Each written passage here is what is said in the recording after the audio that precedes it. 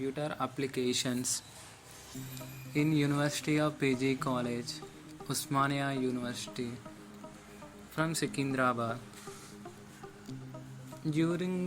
Along with masters, I have to learn Python, Django framework, HTML, CSS, JavaScript, React.js, MySQL, and also REST APIs. After complete the Python full stack course, I had the opportunity to intern at iPoc Technology Private Limited, focusing on mobile app development.